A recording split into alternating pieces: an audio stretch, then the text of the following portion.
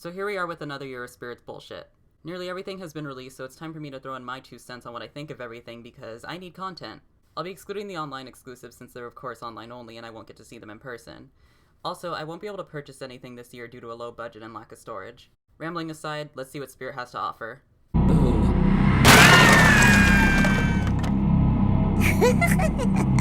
So far, we're off to a good start. Betty is a pretty freaky animatronic. The shaking and groaning she makes at the beginning of her cycle is pretty disturbing, but even if the jump scare itself doesn't get people, her appearance definitely will. The lack of detail on her face makes it look so unnatural to the point it's actually pretty creepy. I also really like that you can either hang her on the wall or simply place her on the floor. Either method seems like it can create a bit of a different effect. My only complaint with her is her price. Judging by the dimensions released, it seems like she'll be a pretty small prop. So I think $160 is a bit hefty for her, but it's still not the worst price ever.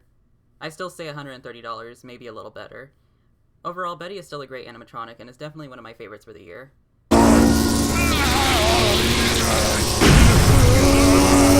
Even though the electrocution concept has been done to death, I really like that Eddie has a sort of Frankenstein's monster-style appearance. It's something we don't see on many animatronics nowadays. The animation on him is pretty good too. It reminds me of Electrified Maniac. Overall, I think he's a cool prop, and not bad for his price.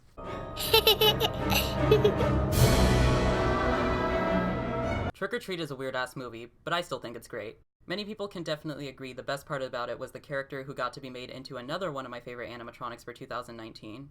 I love basically everything about Sam. The audio choice is fitting since Sam didn't speak but he did giggle.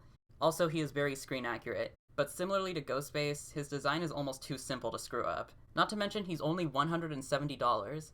I was expecting him to be more around $200. So yeah, Sam is probably one of my favorites for this year, and if I could, I would definitely purchase him.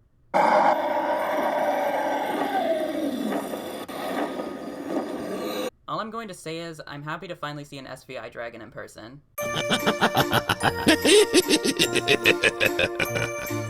I like the design of this prop, and he seems like he'll be massive in person, but I hate how he only laughs and has no unique animation. Not to mention his arms are in that it ain't gonna suck itself position. This prop retails for $300, which I think is really high, especially considering Towering Clown is only $210, and a much better prop.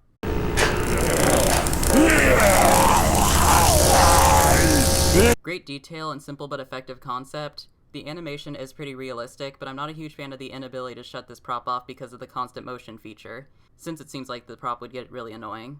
Still not bad for $130 in my opinion. You think you're special because you're human? You're just raw meat for my demons to you. It's a Reaper doing what Reapers do. I don't really have much else to say about him other than I really like this phrase heard in this video. I'm the collector. I create feasts from what I collect. He's not the most interesting prop to me, but he's still cool. If he's anything like Crouchy, I bet he'll be really big in person. He retails for $250, which I think using a coupon is not a bad price. This is one of those props I'll have to see in person to make a final judgment, though.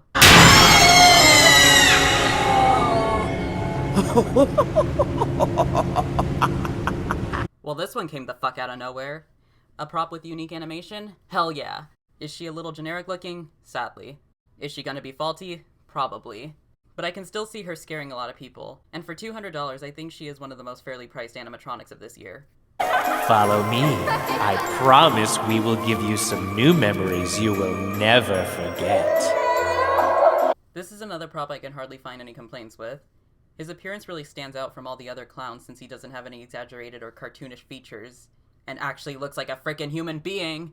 I bet in the right lighting he'll look pretty realistic. Although I really wish his arm moved constantly while his sound and lights were activated separately. It would have been reminiscent of how Uncle Charlie, Grinning Gertrude, and the Gatekeeper worked. Also, judging by the in-store videos released, he does look like a huge prop as well. My biggest complaint with this prop is his price. $230 is a lot for a prop with only one motion, so I'd say $200 would be more reasonable. Come a little closer.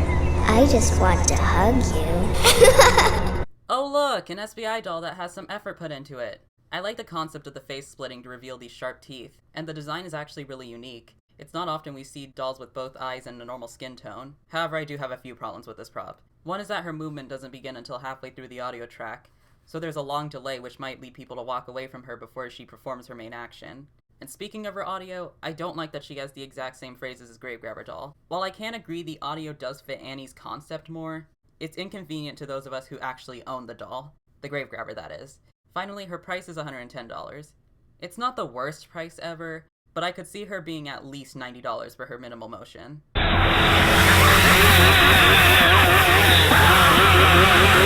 actually really like this prop. Like sitting Scarecrow, his lazily put together appearance might deceive people into thinking he won't do anything, and then he suddenly throws the chainsaw up. The head motion is really weird in my opinion, but I guess it is excusable because it does fit his psychotic personality. This is also one of those props I would take advantage of the external speaker option, as it would really amplify the scare. $200 is also not a bad price for him.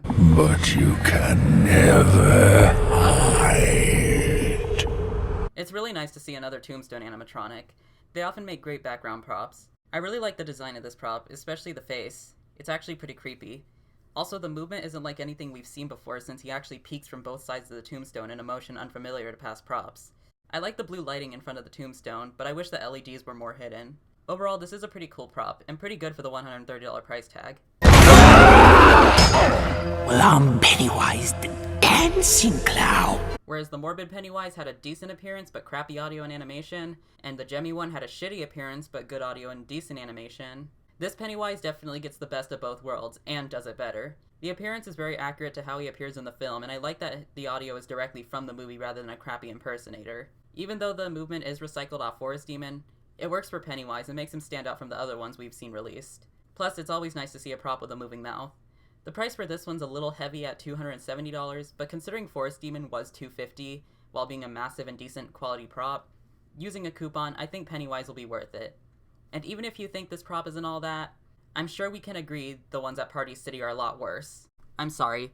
Worser. Now, I know there are a few animatronics that have yet to be officially released, but Spirit's been taking their sweet time and refusing to release them, and like I said, I needed content. But overall, I think this is a really good year for Spirit. The props are great, and a lot of the prices aren't that crazy. Just coupons are still highly encouraged. But still, I look forward to seeing everything once my local stores open. Anyway, thanks for watching, and hey, Flagship's open! I totally did not plan for this to release the same day.